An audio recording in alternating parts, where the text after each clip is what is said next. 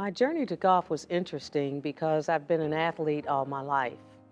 Grew up with two brothers and played all kinds of sports with them, walking out of the house, even football. And I'm one of those rare ladies that played women's professional football. So sport was always something that I loved. As an adult, married with kids, my husband drugged me out to watch him hit golf balls on the driving range one day.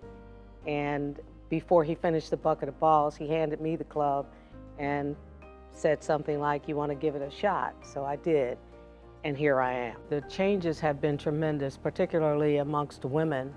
I remember the first time I went to Myrtle Beach on a golf trip, and a friend of mine and I just kind of tagged along with her husband's golf group. And when we were in the pro shop, people were looking at us kind of, weird-ish, whatever. And someone came up and said, "Where are you guys from? Because we never have lady golfers in here."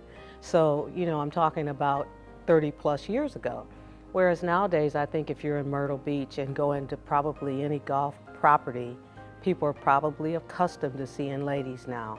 So it's a really good thing. And it's been absolutely fun and awesome doing it. I've played in places that were household names like Pebble Beach and Pinehurst, Congressional, those types of places, Cog Hill, beautiful, magnificent courses.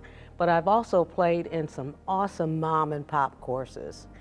I like to tell the story about the golf course that I played in Nebraska. It was built by literally mom and pop in a cornfield. And when I turned the corner and came onto that golf course property, it was so beautiful and green and so well manicured and taken care of.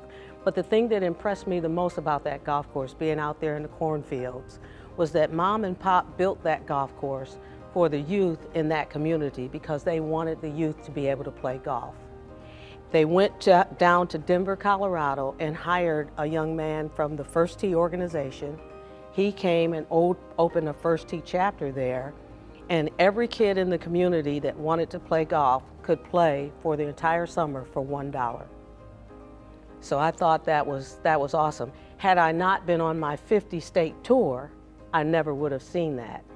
And then, of course, there were all the antelope that were on the golf course that I played in Wyoming. I could go on for hours and hours about the wonderful things that I've seen. But the main thing that I want to share with ladies, as far as that's concerned, I was welcomed so much through my journey. Every place I went, most places I went with my husband or friends that I drug along with me to be a part of the journey. Some places I went by myself because I got to get in Kansas. Nobody wanted to go to North Dakota with me. Don't know why, it was awesome. Some of them, like I said, were awesome, world-class courses, and others were mom and pop. I didn't have anything in my mind where I've got to play the top 100. I didn't have that in my mind. I just wanted to see the country, see the different terrains, be able to say I had played in all 50 states. And now I've got to convince my husband that we've got to go to Australia and South America so I can do all the continents. So I'm almost there. But anyway, I just think that golf gives you an opportunity to be places, meet people, see things that you just wouldn't see without something like a golf tool. It's awesome. So I wanted to encourage ladies to get out there and do it. You'd be surprised at how welcoming the golf world can be.